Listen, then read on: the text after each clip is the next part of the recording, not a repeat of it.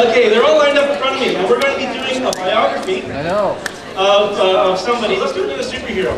Hands up for another superhero, maybe an original one that I haven't thought about. Okay, yeah.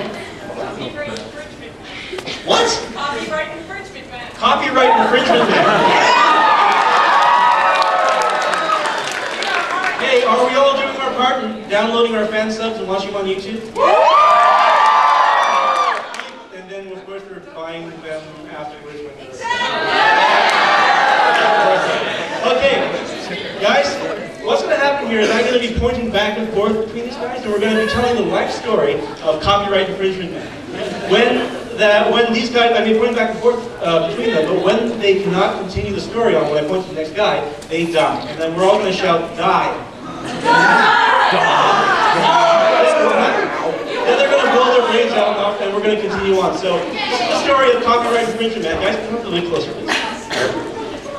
We'll be pointing back and forth between you guys. So, the origin story of copyright infringement man. Ready to go? Now. Copyright infringement man was born in Oregon, which is known to be the least copyright infringement state in the world. He grew up in the Bronx, and when he was of age, he found out that he was going to enter this wide world of copyright infringement laws. When his father came home one day with a pamphlet for Copyright Infringement Lawyer University, he had an epiphany! This was exactly where he belonged. This was exactly what he wanted to do for the rest of his life, taking down the system from the inside. His intense knowledge of... You're dead.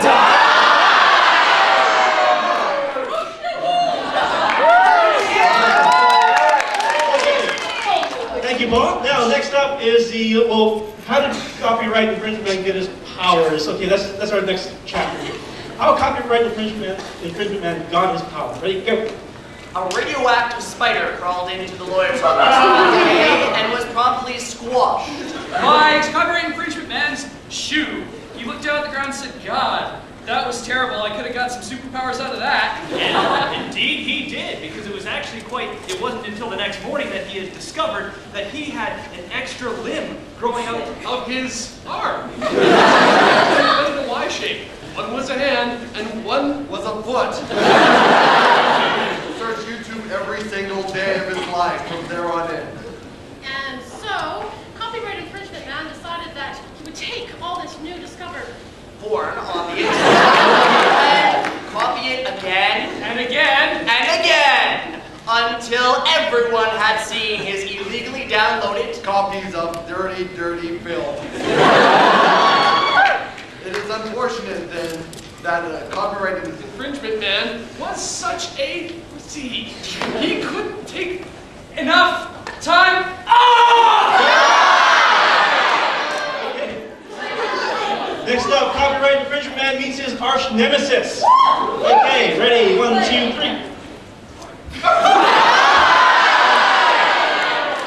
Okay, he's still meeting his nemesis. Off we go. Lawrence Lessig, yes, the Harvard law professor who kills to abolish copyright, thereby rendering his power. Ooh. Sorry, I'm just... Okay, still meeting his nemesis. We can start again if you really want to. Copyright infringement man's nemesis is, of course, the copyright enforcement man. Now, copyright enforcement man is very, very, very frugal with his money, so he doesn't have a suit or a car or a name. He just doesn't have anything at all. He'd steal it, but he's not allowed to. Moral code of paying legally for all his things that he could acquire.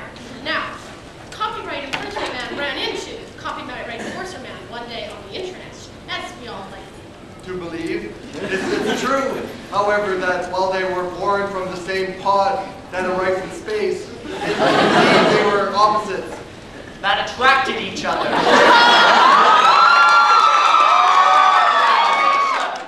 They were drawn together by all of the wonderful things that copyright infringement likes to do. Steal videos on the internet, listen to music on their iPod, and touch. I think that's too close there. Okay, now the final episode, the death of copyright infringement man. 1, 2, 3. Copyright infringement man was using the internet one morning. When all of a sudden there strike. Pow! And the lightning ran right through his fingers from the computer and caused his eyes to burst out of his head. Pinatas. like pinatas that exploded. Wonderful goo and blood. Blood and goo. Blind! He cried, I'm blind. I cannot watch another video on YouTube ever again! Will this be my undoing? Yes, it will. It was then that he walked down the stairs and was probably hit by a bus. Or Some other sort of copyright infringing vehicle. not exactly sure how a bus is a copyright infringing material, but perhaps the bus has Been made in China.